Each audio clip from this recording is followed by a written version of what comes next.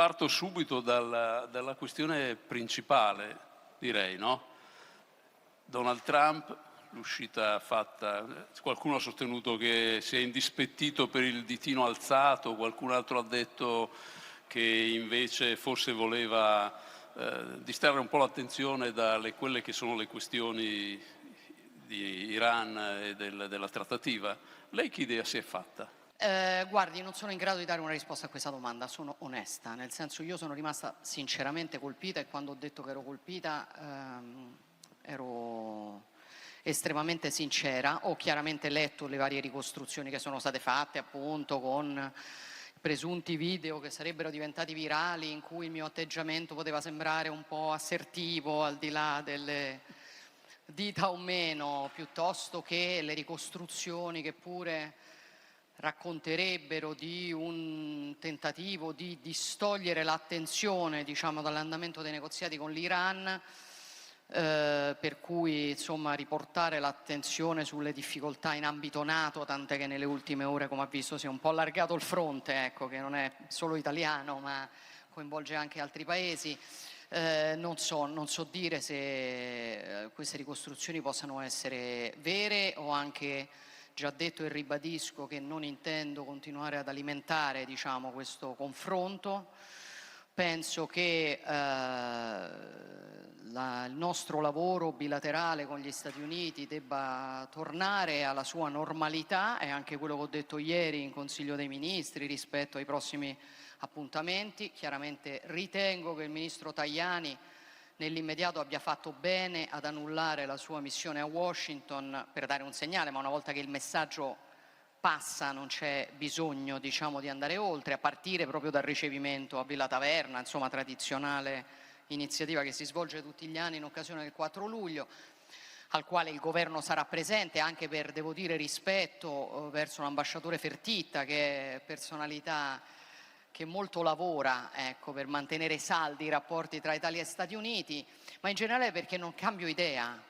Ok, non cambio idea, sto leggendo molte ricostruzioni su ma quale sarà adesso la politica estera italiana? Sarà quella che è stata negli ultimi 80 anni, cioè non cambio idea su quanto sia importante mantenere solido il rapporto tra Stati Uniti ed Europa, che è quello sul quale si fonda chiaramente un pezzo straordinario della forza Ma lei pensa dell'Occidente. che ci possano essere dei contraccolpi? Ho visto che qualcuno immaginava la politica dei dazi, inasprimento, oppure contraccolpi a livello commerciale per l'Italia? Mi auguro di no, credo di no, non vedo francamente contraccolpi.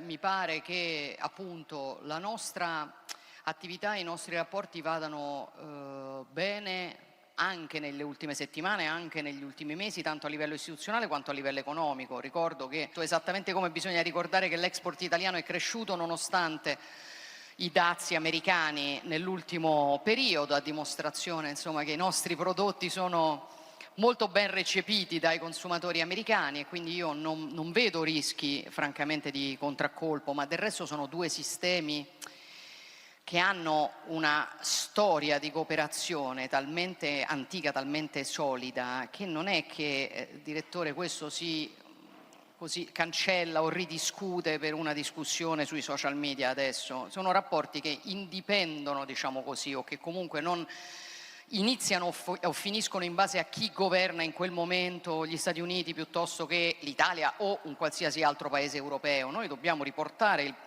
diciamo, i termini della politica estera alla profondità in cui devono stare i termini della politica estera, perché delle volte noi veramente parliamo di politica estera come se fosse, non lo so, Temptation Island, lo dico per fare riferimento ai meme che vedo girare, ma insomma, politica estera è una cosa più complessa di questo. Cui si discute, l'accordo sull'Iran reggerà? È ottimista?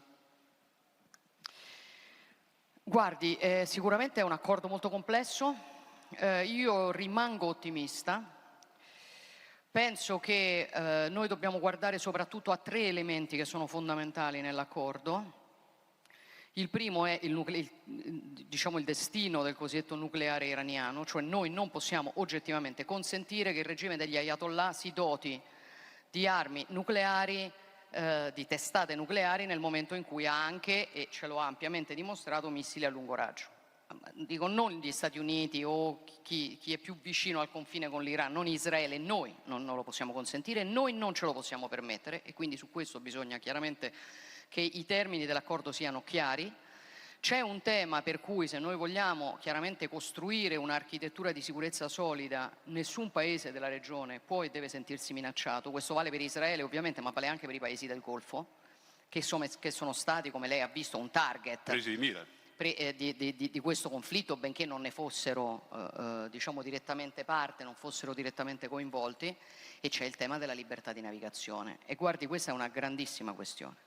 È una grandissima questione non solo perché noi abbiamo visto quanto diciamo quello che è accaduto con la chiusura dello stretto di Hormuz abbia poi impattato sull'economia globale e conseguentemente sull'economia europea, sull'economia italiana, e quindi ovviamente noi dobbiamo garantire il pieno ripristino della libertà di navigazione non solo per quello che Hormuz rappresenta in sé in termini di ovviamente snodo fondamentale del commercio globale, ma per il precedente che un controllo sullo stretto di Hormuz comporta.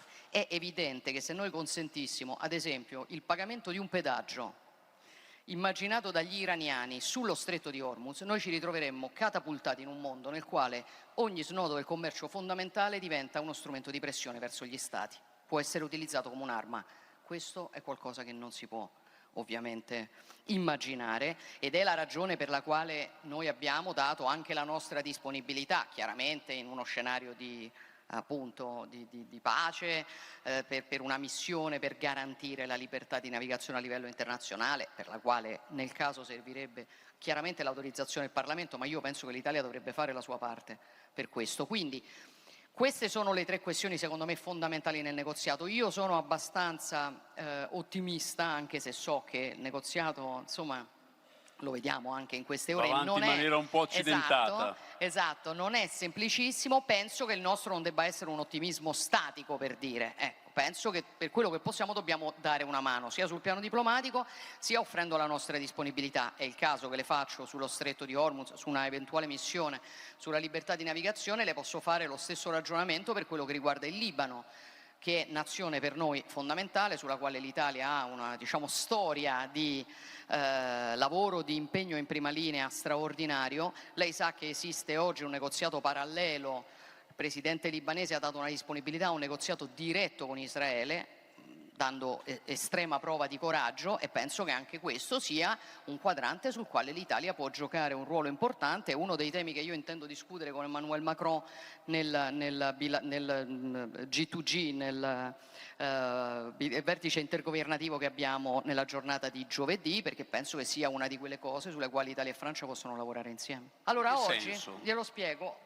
Oggi, a commento delle dimissioni di Keir Starmer, ha visto che si è dimesso il primo ministro britannico, io in 3 anni vedrò ora il terzo primo ministro britannico che ho conosciuto.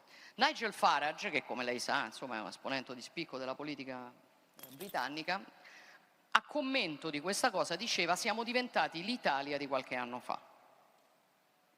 Cioè abbiamo un primo ministro che cambia ogni anno. Purtroppo è la verità. Adesso io mi arrabbio sempre quando gli altri parlano di noi non come dovrebbero secondo me parlare. Come esempio negativo. Come esempio negativo. Però è la verità. Oggi noi siamo visti come un'ancora di stabilità in un'Europa instabile. Ieri eravamo l'Italia instabile in un'Europa tendenzialmente stabile. Ora,